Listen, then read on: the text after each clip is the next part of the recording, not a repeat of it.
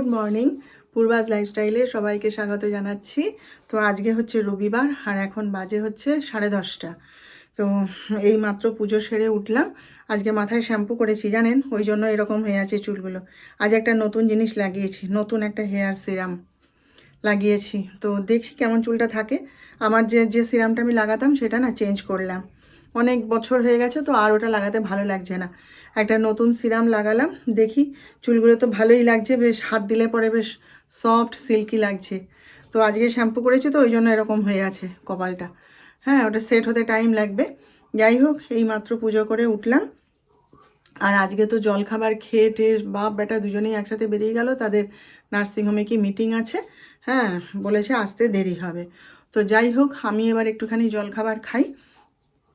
খেয়ে ওই কালকের রুটি তরকারি আছে জানেন, তো কেউ খায়নি, আমি ভাবছি ওটাই খেয়ে নেবো। চা, এক কাপ গরম চা করে ওই দিয়েই খেয়ে নেবো, ব্যাস আর ঝামেলা রাখবো না। দিয়ে এবারে ধীরে সুস্থে রান্না করব। আজকে আর বেশি কিছু রান্না নেই, ডিমের ঝোল ভাত করব, ব্যাস। আজকে তো রবিবার, অত ঝামেলাও রাখবো না। আর এরা এখন মিটিং আছে বলে গেছে, তার মানে সে কখন আসবে তার তো কোনো ঠিক নেই। যাই হোক, আমি ধীরে সুস্থে কাজকর্ম করব, আগে জলখাবারটা খেয়ে নিই। তো যাই হোক, আপনারা চলুন সঙ্গে থাকুন, আমার দেখতে থাকুন। তো ওদের জন্য ডিমের ঝোল ভাত করব, আর আমার জন্য একটুখানি এই মসুর ডাল সেদ্ধ করব জানেন, খুব ভালো লাগে বলুন, কাঁচা তেল পেঁয়াজ নুন দিয়ে ডাল সেদ্ধ। এবার ওরা তো কেউ খায় না, আমিও খাই না, মাঝে মধ্যে খাই। ডাক্তার সাহেব বারণ করে দিয়েছে মুসুর ডাল অত খেতে হবে না। আগে আগে তো খুব খাওয়া হতো, মুসুর ডাল ছাড়া আমার ছেলে খেত না। তো এই যে 250 ডাল কিনে রেখে দিয়েছি নিজের জন্যে, ওই মাঝে মাঝে আমি একটুখানি ডাল সেদ্ধ করে খাই। যিশুকেও খেতে দেওয়া হয় না, আর ডাক্তার সাহেবও খেতে চায় না। ওরা ওই অড়হর ডাল, মটর ডাল, যিশু ভালোবাসে ভীষণ হচ্ছে মুগের ডাল, আর ডাক্তার সাহেব ভালোবাসেন হচ্ছে ওই বিউলির ডাল, খুব প্রিয় ওদের। সেই জন্য আমি এই 250 ডাল এই মাসে কিনে রেখে দিয়েছি। ওই যখন ইচ্ছা হয় একটু ডাল সেদ্ধ করে খাই। তো ওদের জন্য তো ডিমের ঝোল করব, তাহলে আমি তো আর ডিমের ঝোল খেতে পারবো না, ডিম সেদ্ধটা রেখে দেবো, আর এই যে একটুখানি মুসুর ডাল করব।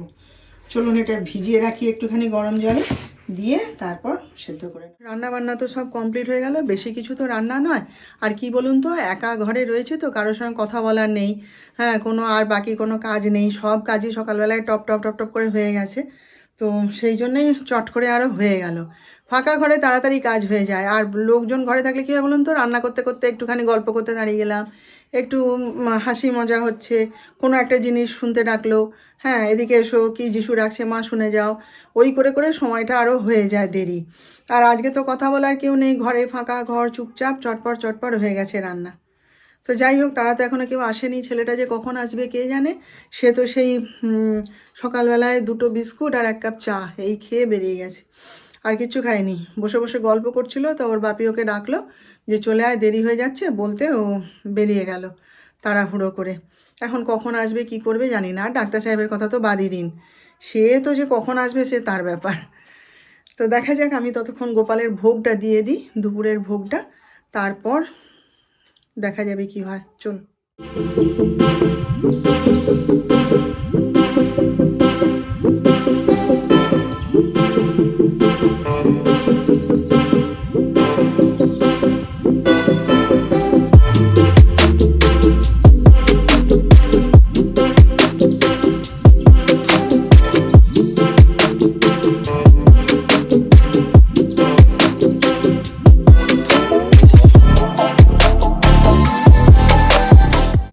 করেছি আপনাদের একবার চট করে দেখিয়ে দিই। এই যে বড়া ভেজেছি পেঁয়াজ দিয়ে, এগুলো সব ডাক্তার সাহেবের জন্য। আর এটা হচ্ছে ডিমের ঝোল আর কলমি শাক ভাজা। আমার খাওয়া হয়ে গেছে, আর যিশুও এই মাত্র এলো, এসে খাওয়া দাওয়া করলো। এখন বাজে হচ্ছে 4টে। আমি এটা আপনাদের দেখাতে ভুলে গেছিলাম আজকে কি রান্না করেছি, এখন মনে পড়তে চট করে একবার দেখিয়ে দিই। ঠান্ডাটা তো আবার মানে ঘুরে পড়ছে, কি ঠান্ডা আমাদের এখানে। অন্য জায়গায় কীরকম ঠান্ডা বলতে পারবো না, কিন্তু আমাদের এখানে ভাই প্রচুর ঠান্ডা। ঘরের মধ্যে ঠান্ডা নেই বলছি না, কারণ দরজা জানলা বন্ধ থাকে, তো ঘরের মধ্যে ঠান্ডাটা আরাম লাগে আর কি। কিন্তু বাইরে বেরোলে পরে ভালো রকম ঠান্ডা, বলছি না। কালকে গেছিলাম মানে রীতিমতো ঠান্ডা। আমি ভাবছি মনে যে মাথা মুড়েছি, গলা দিয়ে মুড়েছি, ঠিক আছে, নাকে মুখে মাস্ক পরলে বোধহয় ভালো হতো, এত ঠান্ডা জানেন। এই যে কি বলে, একটুখানি বাগানে গেছিলাম, বাবা কি ঠান্ডা, তখন তো বেলা হয়ে গেছে, তখন প্রায় 9টা বাজে, কি ঠান্ডা, তবুও ভালো লাগে না। আর যেই না ঠান্ডাটা পড়েছে আমার আবার হাঁটুতে ব্যথা শুরু হয়েছে। আমার যখন অল্প বয়স ছিল, যখন প্রথম হাঁটুর ব্যথা শুরু হলো, তখনই না আমি মনে মনে ভেবে রেখেছিলাম যে এই বয়স হলে পরে আমার ডান হাঁটুটা ব্যথা হবে। ঠিক তাই, কি ব্যথা হয়েছে আবার জানেন, কড়কড় কড়কড় করছে। এবার আকুপাংচার ডাক্তার সাহেব বারবারই বলছে আকুপাংচার দিয়ে দেবো, আকুপাংচার দিয়ে দেবো। আরে সে তার নিজের তালেই মেতে রয়েছে, সে কখন নেবে, তার নিজেরই হাঁটুতে ব্যথা, সে তো নাওয়া খাওয়ারই সময় পায় না। হ্যাঁ, সে কখন দেবে আকুপাংচার? আর রাত্রেবেলায় যে নেব, বলে রাত্রেবেলা আমাকে বলবে, দিয়ে দেবো। তখন রাত্রেবেলায় ফিরে এসে না জানেন, ক্লান্ত হয়ে শুয়ে পড়ে তো, আর শুয়ে পড়ে তখন মানে ঘুমিয়ে পড়ে কি, মানে নিজেরই তখন বলে আমার হাতটা একটুখানি এ করে দাও, কি হাঁটুটা একটুখানি ভলিনি লাগিয়ে দাও। তখন কি আর তাকে আমি বলবো আমার হাত, তুমি আমাকে যে বলেছিলে আকুপাংচার দেবে, দিলে না তো, তখন কি আর বলা যায় বলুন? ওই নিক্যাপ পরে পরে থাকি, ওতেই ব্যথা কমে যায়, আর নিক্যাপ না পড়লে তো কাজ করতে পারবো না, ওই জন্যে। আর এর জন্য আর কি ওষুধ খাবো বলুন? আবার হাঁটুটা ব্যথা হয়েছে, জানো তো, কি কড়কড় কড়কড় করছে হাঁটুতে। যে সেই ডাক্তার বন্ধুর স্ত্রীর যে হাঁটু প্রতিস্থাপন হয়েছিল, আপনাদের বলেছিলাম না, হ্যাঁ, সে হাঁটু জানেন তো ভালো হয়নি এখনও। কত মাস হয়ে গেল বলুন তো, বোধহয় 5 মাস কি 6 মাস বোধহয় হয়ে গেছে। এখন নাকি সে পা মুড়তে পারে না। ডাক্তার সাহেব দেখতে গেছিলেন, বলে, আমি বললাম বৌদি তুমি হেঁটে দেখাও, তো হেঁটে দেখালো। বললাম বৌদি তুমি সিঁড়ি দিয়ে উপর নিচ করে দেখাও, সেটাও পারছে, সোফায় বসতে পারছে। বলে, আমি বললাম তাহলে তোমার অসুবিধাটা কি? না, হাঁটু মুড়তে পারছে না। তাকে আবার কলকাতায় নিয়ে গেছে। কলকাতায় মানে আমি যেটা শুনলাম আর কি ডাক্তার সাহেবের মুখে, কলকাতায় ওদের ফ্ল্যাট আছে, সেইখানে থাকে। ওর ছেলেও তো ডাক্তারি পড়ছে, ও কলকাতার জোকাতে পড়ে। হ্যাঁ, তো ওরা ওই ছেলেকে নিয়ে ফ্ল্যাটেই থাকেন আর কি। তো সেইখানে গিয়ে রয়েছে, ওই সিএমআরআইতে হাঁটু অপারেশন হয়েছিল তো, ট্রান্সপ্লান্টেশন, তো সেইখানে নিয়ে যাচ্ছে। কি রোবোটিক অপারেশন হয়েছিল, তো তাকে নাকি যন্ত্রে ওরকম পা মুড়ছে করছে, এক্সারসাইজ করাচ্ছে, কিন্তু সে পা ঠিক হচ্ছে না, পা মুড়তে পারছে না। কিন্তু ওগুলো তো ফিজিওথেরাপি করাতে হয়, শুনেছি প্রচুর নাকি ফিজিওথেরাপি লাগে। ওকে কি করায়নি কি জানি, কেউই জানে না। যিশু বলছে এরকম তো হওয়ার কথা নয় মা, এক ছাড় হয়ে যাচ্ছে হাঁটু প্রতিস্থাপন এখন আবার ওইসব ব্যাপার নাকি। সত্যি কথা, আমাদের এখানেও তো কত হচ্ছে, কি জানি কি হয়েছে। তাই ডাক্তার সাহেব বলছে, পূর্বা যদি কোনো দিন হাঁটুতে ওইরকম অবস্থা হয়, তুমি হুইল চেয়ার ব্যবহার করবে, কিন্তু কোনো দিন যেন হাঁটু অপারেশন করো না। আমি বলি বাবা না হলেই বাঁচি। এসব দেখে শুনে না সত্যি ভয় লাগে জানেন তো। আর এক্সারসাইজ যে করবো, এক্সারসাইজ করলে না আরও বেশি ব্যথা হয়। বসে বসে এক্সারসাইজ করি আর যোগাই করি আর যাই করি, এক্সারসাইজ করলেই আরও বেশি করে যন্ত্রণা করে হাঁটুতে জানেন। চলুন, হয়ে গেছে ডিমের ঝোলটা, নামিয়ে ফেলি। কোনা কি রান্না হবে সব জোগাড় করে দিয়েছি। আর এই যে ফাঁকা ঘর, আমি এখন ঘরটা মুছে নিচ্ছি। ঘর ফাঁকা থাকলে কাজ করতে সুবিধা না বলুন। আমি যিশুর ঘরটা আগে মুছে নিয়েছি, এই যে পাখাটা চালিয়ে দিতে হবে, যাচ্ছি। ঘরে থাকবে ছেলে, মোটে দরজাই খুলবে না জানেন, খালি বলবে আমার ঘর মুছতে হবে না, আমার ঘর মুছতে হবে না। আরে ঘর না মুছলে, ঘর না ঝাঁট দিলে হয় বলুন? সকালবেলায় যে মুছতে যাব, তখন দরজা বন্ধ করে শুয়ে থাকবে, খুলবে না। এবার আবার কি তাহলে আলাদা করে তোর ঘর মুছবো?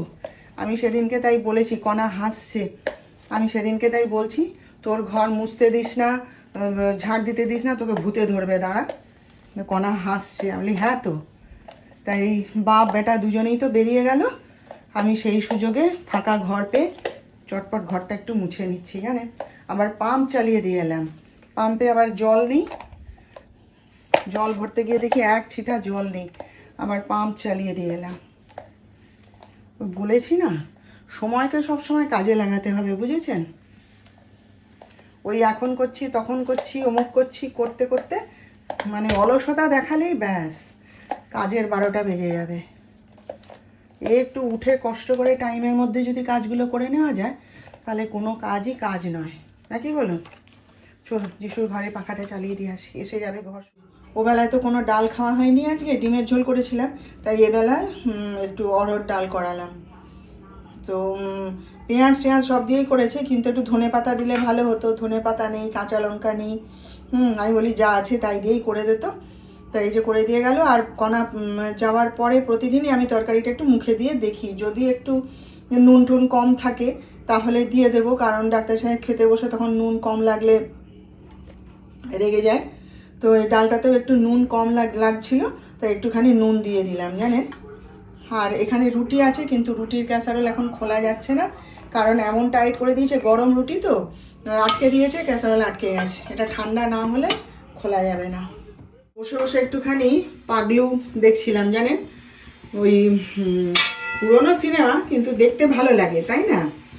অনেক দিন আগেকার সিনেমা আজকে দিয়েছে ওই স্টার জলসায়, না জলসা মুভিজে একটুখানি দেখছিলাম। তারপরে কণা চলে যেতে এই যে একটু এসে চা বসালাম। এই যে আমার মশলা চা দেখছেন। তো যিশু অনেকক্ষণ ধরে বলছে মা একটু চা করবে, মা একটু চা করবে। আমি বলি দাঁড়া, কণা চলে যাক তারপরে বানাবো, নইলে এর মধ্যে কী করে বানাবো। আর ইন্ডাকশানে যে চা করবো সেও অসুবিধা, ওখানে কোথায় চালাবো ইন্ডাকশান। সেই জন্য কণা চলে যেতে এসে চা বসালাম। আর আমি সন্ধ্যাবেলাতে পুজো করে উঠে একটুখানি চাল ভাজা খেয়েছি জানেন। যিশু কিছু খায়নি, এই চা আর বিস্কুট খাবে। চলুন বন্ধুরা, তাহলে আজকের মতন রাখছি। এখন বাজে হচ্ছে 10:30। আমি আর যিশু এইমাত্র খাওয়া দাওয়া সারলাম। ডাক্তার সাহেব তো এখন আসবে না, সে বলেই গেছে তার আসতে আজকে রাত হবে, আমার জন্য ওয়েট করো না। তো যাই হোক, তাহলে আজকের মতো রাখছি। আমাদের আবার দেখা হবে নতুন ব্লগে, নতুন বিষয় নিয়ে। আপনারা সবাই ভালো থাকবেন। আর আজকের ভিডিওটা যদি ভালো লেগে থাকে একটা লাইক, শেয়ার ও সাবস্ক্রাইব অবশ্য করে দেবেন।